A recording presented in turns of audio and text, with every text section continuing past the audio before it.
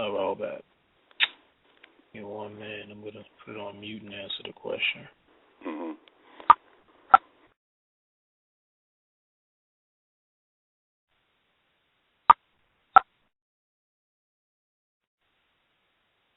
All right. Just to answer the brother's question, the Anunnaki or Anutu, which is also another way of saying it, the Anutu were a whole different connection. They have a whole different connection to Earth, or ancestors that came from them, and they're known as the Dravidians, 6 to 8 ether beings. They would be connected to those Dravidians that were in India. First was in Central Asia, and then even before that, they first was in Babylon and migrated into Central Asia, and then they end up migrating into what's known now as India today. And these were connected to, according to the story, these were reptilians in actuality. That's why the book Inca's Creator is very important, because it weans you out. That's an actual fact. Actual fact scroll that it basically weans you out of the Sumerian information, and also the Sumerian Bible, which never came out. That was also key, because it explained the whole Enuma Elish a lot more in detail about who the reptilians were, and realized that the gods that we were constantly calling on, the Enki and Enlil and Enu and Ninti and all these other Sumerian deities, were all reptilians. These are reptilian gods. Okay? And thing is with prayer, but I want to go a little further into that story, and today how you have a brother named Credo Mutwa that's in Africa that once was making connections to reptilians for whites, and he had reptilians hidden, and these were the ancient ancestors of those same Dravidians, of those same 6 ether beings, or, because there were many of them. It wasn't just, because we only know about the Enki, because Zechariah Sitchin, with his book, he made Enki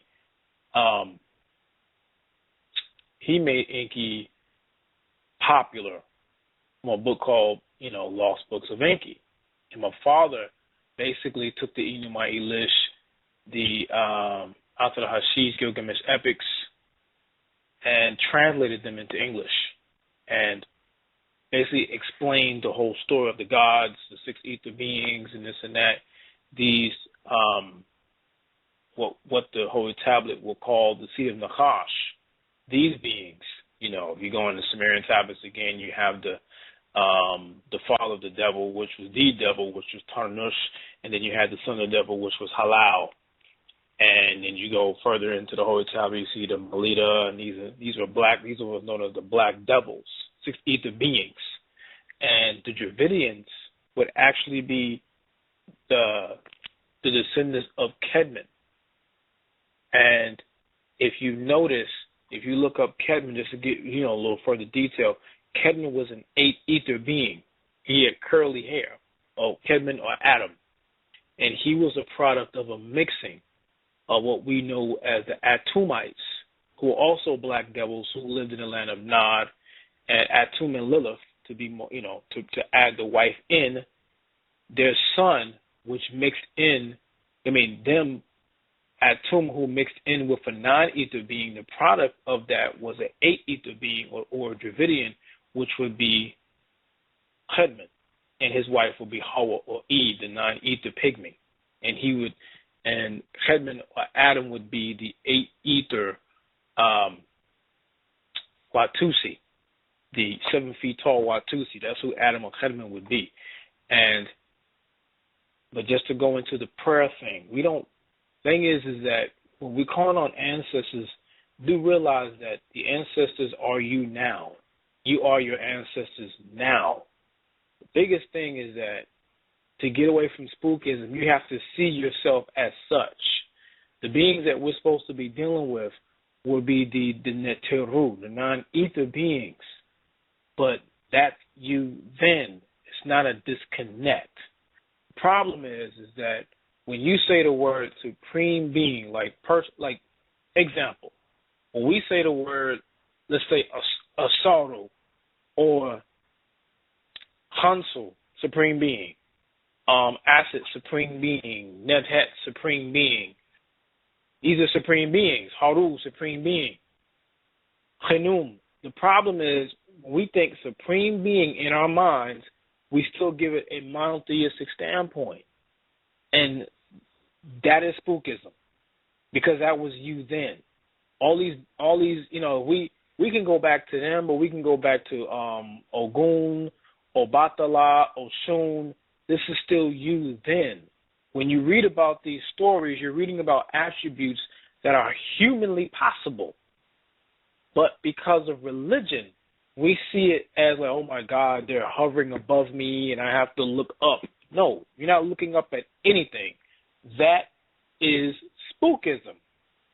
Prayer is a need to humble yourself, humble your God quality, and just to be as a reminder of who you are, because the ego at one point can take over completely. That is the problem, okay? But prayer is not meant to give reference. You're giving reference to something that's inside of you. It's like what prayer is meant to do is supposed to be a key to unlock who you really are. That's what prayer is supposed to do, okay? Now, when we're dealing with different forms of it, you have to be very careful because a lot of people will come into something and they'll just take it from the monotheistic perspective that they never left. They say they left the spell, so they begin worshiping. And it's like, no, worship is gone. You understand? If we want to teach that we were here before we were worshipped, why not stop worshiping? Okay? See, now the definition, what people will do is they'll play word and semantic games, or worship means to get praised to and worthy of praise. And say, no, I clearly understand what you're saying, but no. Leave worship alone. If you want to sit up here and get into all these African spirituality literally is a confession that you're God. That's what it is. And it's a reawakening of powers that's dormant within you. That's reality. Now, most of us will never get to that because we don't want to. See, that is an awakening. The God principle is an awakening to who you are, because the reality is we should already be done with saying the word God. The fact that we're still using Greek and Latin to identify who we are is ridiculous. We should move on from that. That's the truth. Now we got to move on and to start seeing the Neteru. We are Netirs as males. The women are Netirt as females. Male principle, female principle, duality, Ma'at. Okay? Nuwaupu, the ultimate equalizer. If we're not able to do these things, then what is the point? Do not take a religious mindset and bring it into a science, because you can take voodoo and apply what's in Nuwaupu to that. If you study it, the problem is we don't study. So we want things to be spoon-fed. At some point, the spoon-feeding has to stop, and you have to become the master yourself. And you have to start applying the things that you know to you. And then you can move forward to becoming God again. But as long as you're seeing these names and you're seeing, that's the thing. We should have left the Sumerian information years ago, once we found out that they were reptilians. We were praising reptilians. See, we learned things from a perspective to, we took a long walk on a short path, but at some point the walking has to stop, and you have to be able to say, okay, it's time for me to move away from these gods, because that wasn't us. So now we have to call on the gods that was us. You understand? That's why when you study European paradigm and you go into the non-enads, they don't go beyond 6,000 years.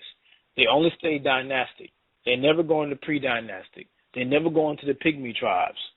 You understand? The Nigs, the Tides, the 4 feet tall African gods that created. And then you're reading the Bible, and it says Genesis chapter 6, and it talks about God walking with his host in the garden in the cool of the day. These are the same beings. But you would not know that unless you dug deeper into the outformation. That is the problem. And a lot of us were not doing that. So that is where we should be right now, is putting on the mask of God and dusting the faith and belief away. Because once we get to that point, then we can truly call ourselves God, and we can start acting on what the attributes are. And hopefully I answered the brother's question. But I got to get to the actual subject tonight. The actual subject tonight actually is pedophilia as a sexual orientation or as a mental disorder. And previously, last class, I was supposed to do the whole class was going to be about John Todd, which was a whistleblower from the Illuminati who left and basically told a lot of information about what was done in the music industry, what they were doing with the masters of different artists. You know, they would do satanic rituals over the masters of the artists, from white artists to black artists. But it was a recording I saw from Umar Johnson, and it was on a Breakfast Club. He was talking about how, because he was being questioned about how he feels about, about homosexuality and everything. And do realize homosexuality had just left being called a mental disorder back in 1973. So they now have what's called the B4U Act. And the B4U Act is literally an act that is implemented to classify pedophilia as a sexual orientation and also a mental disorder.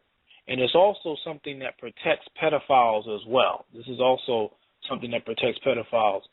So I wanted to give you some information on this,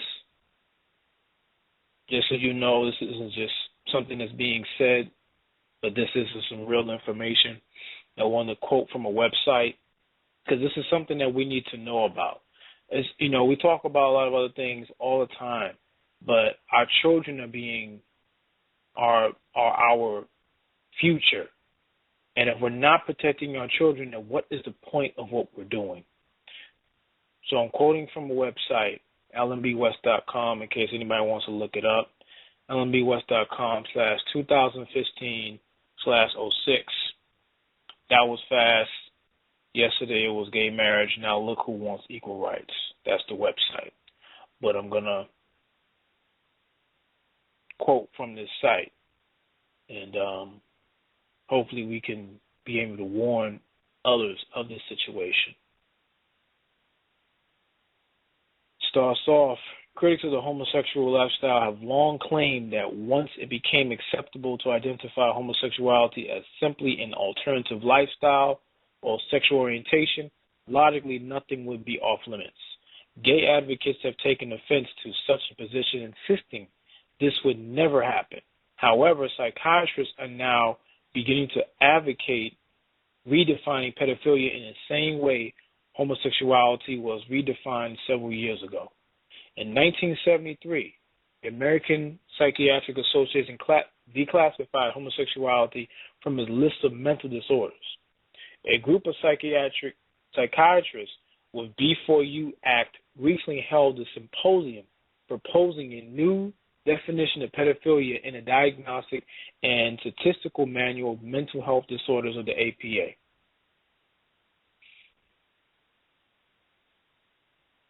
Go further down. The B4U Act calls pedophiles minor attracted people. The organization's website states its purpose is to help mental health professionals learn more about attractions to minor and to consider the effect of stereotyping, stigma, and fear. In 1998, the APA issued a report claiming that the negative potential of adult sex with children was overstated, and that the vast majority of both men and women reported no negative sexual effects from childhood sexual abuse experiences. Read a little more and then go even further into what needs to be known. The pedophilia has already been granted protected status by the federal government. The Matthew Shepard and James Byrd Jr. Hate Crime Prevention Act lists sexual orientation as a protected class. However, it does not define the term. Republicans attempted to add an amendment specifying that pedophilia is not covered as an orientation. However, the amendment was defeated by Democrats Republican Alcee Hastings, Democrat of Florida, stated that all alternative sexual lifestyles should be protected under the law. This bill addresses our resolve to end violence based on prejudice and to guarantee that all Americans, regardless of race, color, religion, national origin, gender, sexual orientation, gender identity, or disability, or all of these philias and fetishes and isms that were put forward, need not live in fear because of who they are. I urge my colleagues to vote in favor of this rule. The White House praised the bill, saying, at root, this isn't just about our laws. This is about who we are as a people. This is about whether we value one another, whether we embrace our differences rather than allowing them to become a source of animus. You understand? Now, this is basically saying that,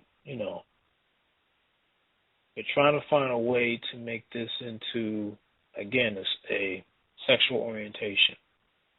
Pedophilia, meaning adults having sex with children. Whether, even if it's molestation, it can be considered to be a sexual orientation.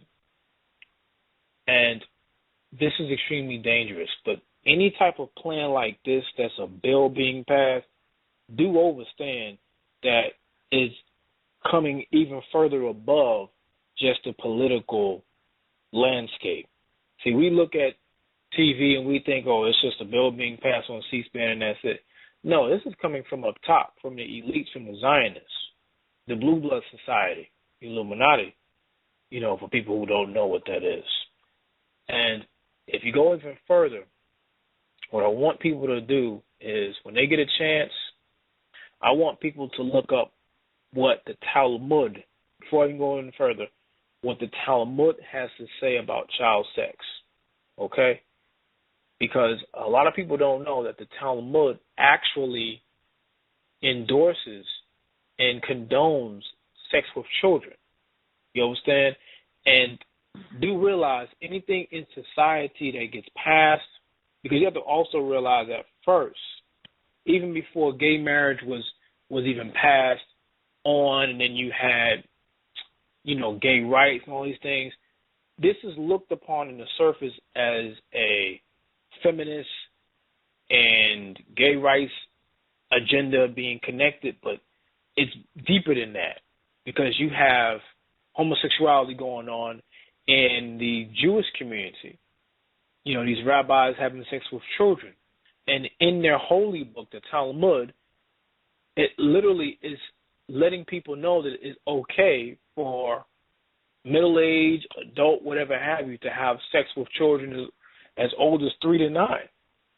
I'm going to quote from the Talmud itself. And this is coming from page 128, the chapter, The Ritual Lifetime, Childhood and Youth. Although the 3-year-old girl does not undergo any ritual introduction to her future role as a Jewish female, she is considered to be sexually a female from this age. Thus, the laws restricting men and women from being alone together in the privacy of a locked room or house usually apply to a girl of 3. They only apply to a boy from the age of 9. The rationale being that from these ages, the female and the male are sufficiently sexually mature to be the objects of sexual desire. In the language of the halakha, they are fit for sexual intercourse. And I'm just going to quote this last paragraph from the Babylonian Talmud. Those that want to look this up themselves. When a grown-up man has intercourse with a little girl, it is nothing. For when the girl is less than this, 6, less than 3 years old, it is as if one puts the finger into the eye. 7. Quote, from 6 to 7. Tears come to the eye again and again. So does virginity come back to the little girl under 3 years. So again, they are permitting and condoning sex with children from the highest level to the blue blood societies, the people want to know the Zionist movement that my father had always, banged on, whether it be from the Luciferian conspiracy, whether it be 666 Leviathan or the secret societies unmasked. This is something that people need to know about. Our children are at risk, especially, and I want to go into this as well with, I'm sure everyone knows about the Jerry Sandusky situation that went on 4 years ago, the Jerry Sandusky situation where in Penn State, and that was a whole pedophile ring going on, Penn State football. And it's online. If anyone has Netflix, please go online and look up. It's a documentary called Happy Valley. And on Happy Valley, you get a really good look at how sick crackers really are when it comes to pedophilia. They could care less. They wanted their football returned, and they could care less what children were being violated. But what a lot of people don't know, that a lot of those children were black children. See, a lot of code words in that documentary. If you look at the documentary, a lot of the code words that they used to describe the children were underprivileged kids, the at-risk youth, and he created these programs to create the pedophile rings that he was setting up. And you also have a quote that I'm paraphrasing from LeVar Arrington that played for the Redskins, the NFL, that it's stuff that even he witnessed. So this is stuff that was going on from not just little children that were black, but players that were black. The fact that at Penn State, which is predominantly a white school, only time you go in there is if you're playing sports or something like that, if you're black, that they were running this as if it was normal, and no one really cared. Of course they're not going to care because it's mostly black kids. So I'm attacking this issue because this is something that we have to really pay attention to. The Before You Act is in its way to be put into place, that at some point, because they don't have to, these white pedophiles, they don't have to just be on the dark web, because the dark web is also a pedophile ring online where it's not just found, it can barely be found by Google. But going on there, you can see that these white male and female pedophiles, they literally target black children, know what their addresses are, all these things. And in their mind, they just see it as just, well, I'm just attracted to them. And it's some websites, it's some message boards where they're saying, well, look, as long as I'm not having sex with them, as long as I'm just, we're having a good time, we're just dating. These are middle-aged men and women, white, talking about just dating the children. As long as I'm not having sex with them, then it's not that bad. It's not that bad.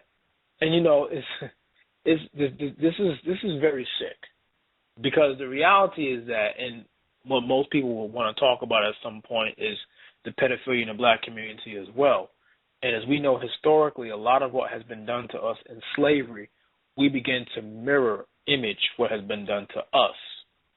So that's a problem, because what we'll do is we'll talk about what we're doing, but then we won't talk about the source of why we're doing it, because we learned a lot of what we're doing now to ourselves from our oppressor, from our slave master, and that's reality. You know what I'm saying? He is the greatest teacher in terms of heinous acts on human beings off the face of the earth historically. So this is an issue that I realize that we're not talking about. I noticed that we talk about everything else but our children. How do we protect our children? You just seen a killer get off from killing Tamir Rice, and we're just looking at this as being normal. So we value everything else in society but our own children. That's why they can easily be victimized, whether it be shot and killed or molested by white society, because we're not protecting our own. I center what I'm saying like this because we have to learn how to protect our own children, protect our people, more importantly, our children, because our children is an extension of who we are. They are you. If you can't protect your children, then you do not serve a purpose on this life, on this planet. Because if you, as a male and female, because that is our responsibility being here, we have to be responsible for what's going on with our children. And that's the reality also. Another reality is that we spend too much time sending our children to white-ran programs. That Jerry Zanuski situation is something that they knew that a lot of those kids were from single-parent homes where they didn't have a lot of money, so they had to, the black woman usually would send, they kid because they didn't want to raise them, so they would send them to the white man. It's like that's, you in your mind, you associate white skin with purity. Nothing's going to happen to my child. The next thing you know, he comes home complaining about being sexually assaulted by a white man. But then you stand there looking stupid because you did not want to raise your children. See, we have to literally be reprogrammed on what is truly valuable to us. If our children are not as valuable as we say we are, then we got to start all over. That's the reality. We have to start all over again and learn to value our seeds, because we are not. And we have to, and I put this out. I did this as a mandatory because I realized that we're not really paying attention to what's really going on in the world. You understand? And this is very, very, very, very needed to be talked about. And what I want to do before I, wrap it up for the day, I just want to just give this warning of what the B4U Act is.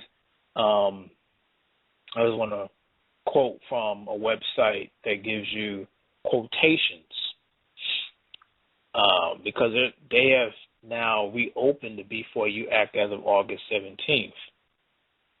And you have some people that have quotes. They have quoted and made statements that, they are pro-pedophile.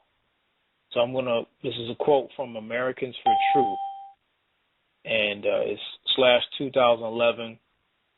This is an article from 2011, but it was updated into 2015, August. So I'm going to quote from that. Pedophiles are unfairly stigmatized and demonized by society.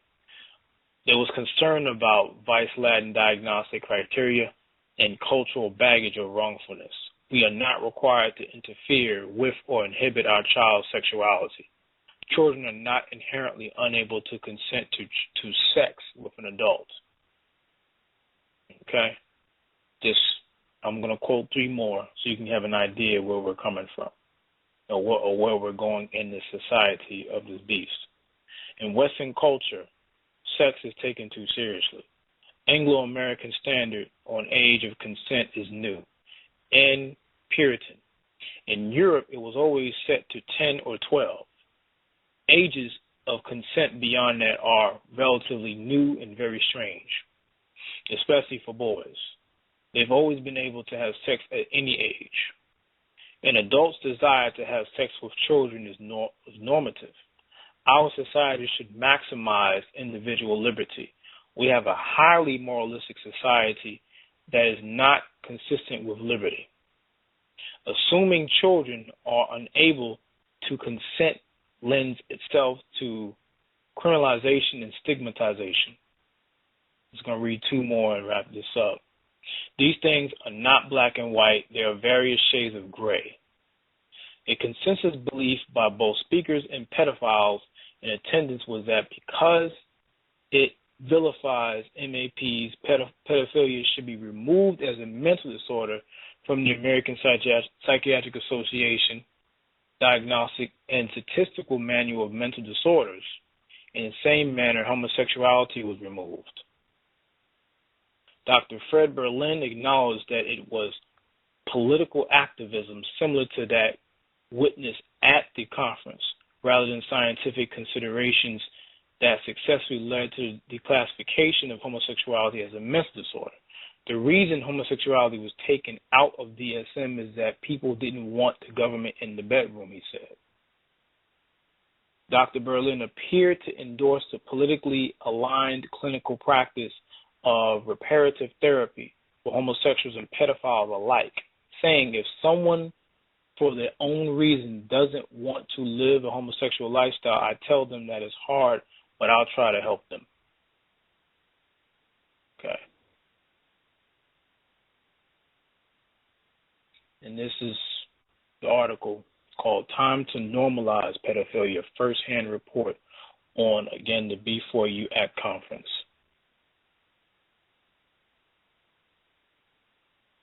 And just to read more, I really want people to know what's going on out here. That's why I'm quoting so much of this article.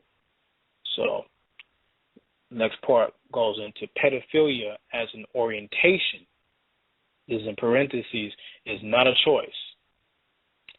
Efforts to treat pedophilia are similar to methods used to homosexuals 50 years ago and similar ineffective.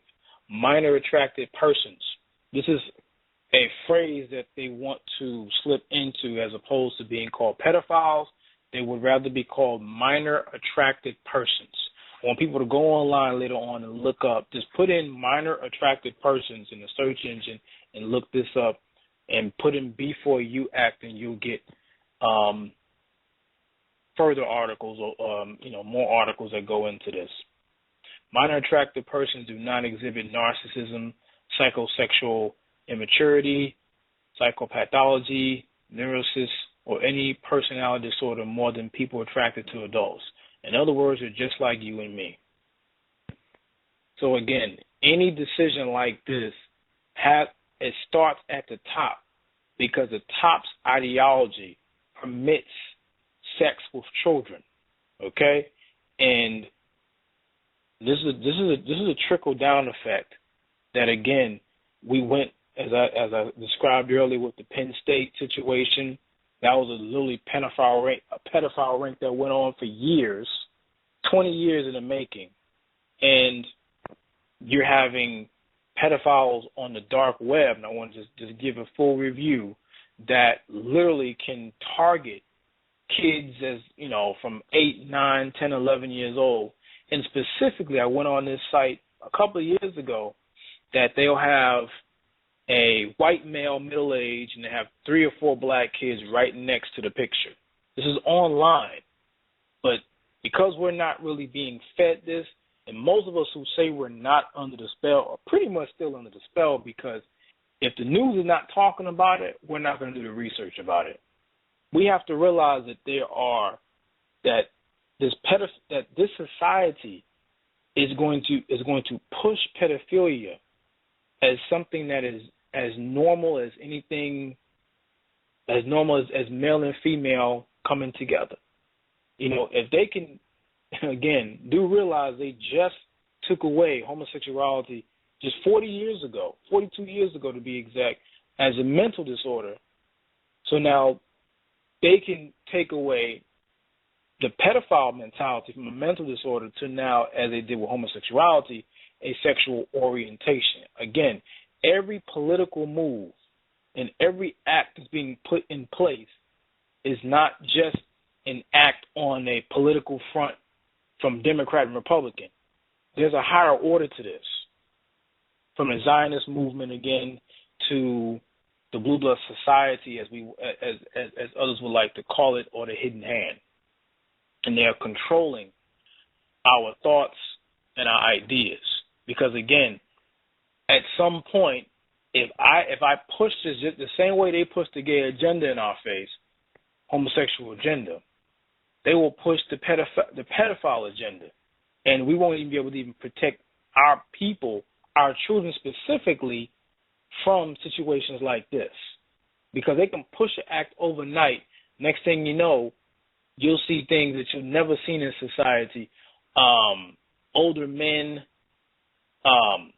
having relationships with young children, and this is the sick society that we are living in. You understand? So again, the New World Order was not just about changing the currency and from paper to a chip in your hand and all that stuff. This is a real situation that is being put into place while we're paying attention to everything else in the world, from Bill Cosby to this and that. And, you know, we knew something was going to happen to our brother Bill Cosby at some point. You know, he thought he was connected to the white society, and they're tearing him down layer by layer. Done this to every black man.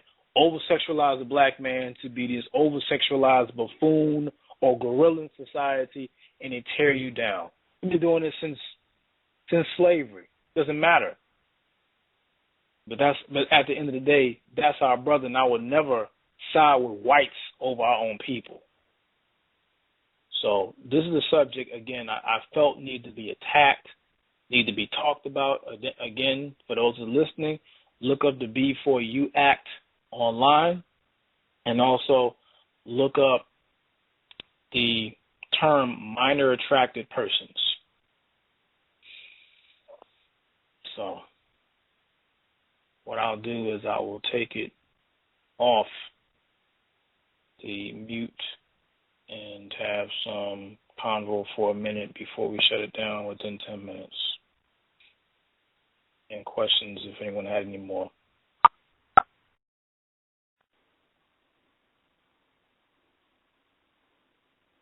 Anyone have any more questions or comments? Well, Bob, brother. All that. You said a lot, and you're on point. I do want to comment on that. It's powerful, and it's real. It is very, very real. It's more than just New World Order dealing with politics, but all that is politics. Taking over sexually, mutilating us. Nothing has never changed. Nothing has never changed. It's all the same.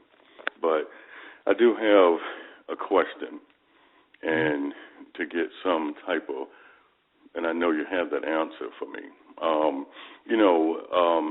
And I know that you are conscious of it. You know, people always say Illuminati, but it's so much bigger and beyond that. But I do want to know this: is with the reptilians and Palladians, of course they got a lot to do with this, and of course, you know, it's beyond them having transmission spiritually with these interpreters, that there's one person that they talk to this and that. Everything that we do know, it is societies underground here, there, other places. Don't they operate this government on a higher level, though? Not just, I don't want to explore and say too many things. I don't want to say the wrong thing. You know, it's beyond just dealing with a president and this and that. But don't they also regulate, and even don't they talk to them, Bill Gates and everything else? They are conscious of all of this. They do have direct contact, just like, what's that white boy name that was Truman? You know, when it came in, when Pop said they came and communicated with him. But at the same time, don't they of course they have their hands in it. But what I'm saying, on that level, don't they communicate with them in their chambers around their little white round tables, like a little nonchalant author and all that type of stuff? You see where I'm going? Mm-hmm.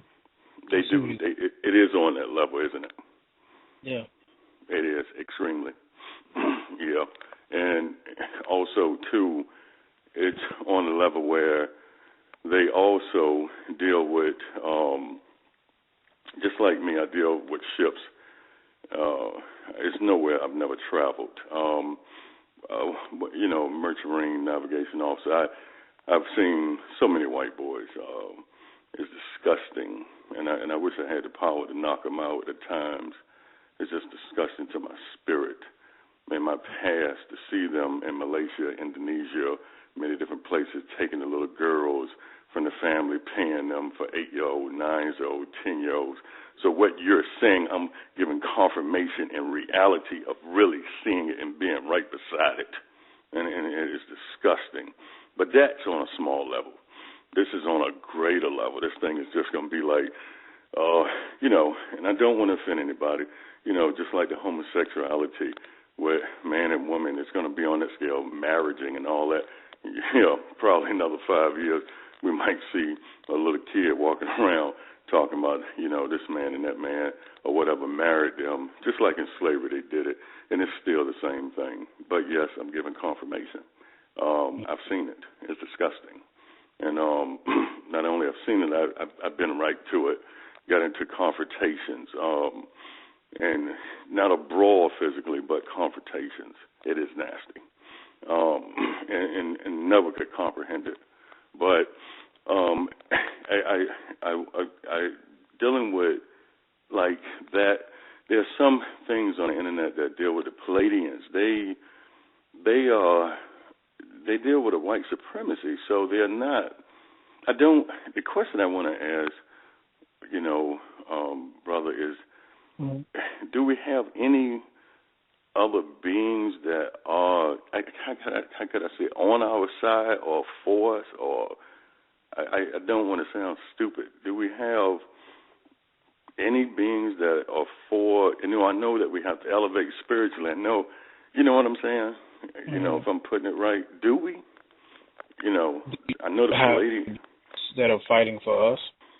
That are fighting for us, or with consciousness, and I know we have different levels, and I know this thing is understanding and galactical, even with us. I know that we have a physical realm, different dimensions and levels, but, just like the Palladians, for an example, I know they're not for us. You know what I mean? They're definitely not for us. But, is it any beings, any Ethereans, any, what I mean, where I'm trying to go at? No, I clearly understand where you're going. I mean, it's, of course, the Neteru that you're a part of. Right. And that's the ones that I know about. Most of the other ones are neutral. That, of course, the whole Galactical Confederation. But the ones that we are connected to, the African gods, those are the only ones that I know about. But in terms of them coming to save us, no, that's religion. Right, exactly. That's Spookinism, bro. But that's the thing. What I mentioned earlier is that that's us. Yeah. So what we're waiting on is something that we have to ignite within ourselves. Exactly. It's not like that's the thing. When we read these ancient texts and everything, we were seeing it from a Jesus Christ standpoint, and it was like, no, this is you. Like, you have to open up what's dormant inside of you to save yourself. Yeah. Now, in terms of what they have connected to the Pleiadians, then that's something totally different. Now, you have other sets because, again, when you're going into the Neteru, there were many of them. Yeah. So now the connection to them will be between us and my Father. Yes. He's the key to that gate. But with them, they've had that connection with the Platinians or the Ashtar command for almost 100 years or so right now. So that's the connection that we have to them. But the first step is in you. That's the first thing that I want people to get in their heads, is understand is that it's with us first. Before we worry about outside of ourselves, we supposed to be God. So the first thing we need to do is go right back to what we were doing before all this happened, before white supremacy was even created to destroy us, is be back to protecting and creating our own. Yes. Just keep it very simple and plain. Okay. And then the one more thing I do want to ask you, Ali, is I don't want to sound crazy. I've been longing to talk direct on that capacity. It is a lonely world when you don't have the energy amongst you. So with the, you there? Yeah, I'm here. Listening. Okay. With the, now I'm just saying, and I know none of this is, all this is factual. You know what I'm saying? Dealing with pop, it is factual. It is what it is. It's very direct. Especially when you have, you walk this trail, man. It is a fact that if you haven't caught up right now, like you've always said, it's some difficulties there. Because you should have gotten something. It's been here for quite some time. But let's say, we give off a lot of energy. We get off a lot of it, and we deal with etherins and everything else. Let's say, let's take a palladium or gray or anything that come in the physical on this third dimension and come right there. It is no fear, and I'm using an example because you are that God. It is no fear to deal with it because there's no expiring or termination. You get where I'm going with this? And that's just fear from that spooknism that comes in you like that as well, too, isn't it? Right. You with me on that? You understand what I'm saying? I'm listening to you. I'm not, well, of course I'm not too far out, right? No, you're not too far out. We're just trying to keep it terrestrial for this specific class. So what we're talking about is something that will be for a whole different subject matter. Exactly. And I apologize for that. I apologize because there's a lot of things I wanted to ask you. I apologize for that, But as I was saying again, I do know about the pedophile thing. Even like I said, I've experienced it. I've seen it, and I've been around it. And I've seen the Caucasoid. I've seen him at his best work. I've seen him Malaysia, Indonesia. I've seen him mostly in where you can get away with it, where the extreme that state of poverty is, that state of industrial where people are at a different state of poverty. So I've seen it. In actuality, the first time I really actually experienced that is probably around, I was on LNGs at one time, ships, liquid natural gas ships, in the Merchant Marine, and probably about 21 years old, and we was in Indonesia on that coastline, stuff like that. It was amazing. And but I do, and I am familiar with the blood of the beast. I seen them at first sight. It is a gross thing. It's gross tech. I have seen it, and it's something else. Okay. So what I'm gonna do is thank you for getting on today, brother. Yes. I'm gonna go ahead and shut it down now. He's had us every week, so yes. But yeah, I'm gonna go ahead and shut it down for now. For this week, for this week rather, and next week probably gonna go again into the John Todd conversation like I was supposed to. So I want to say heads up to you, and also again Wadu family. Wadu.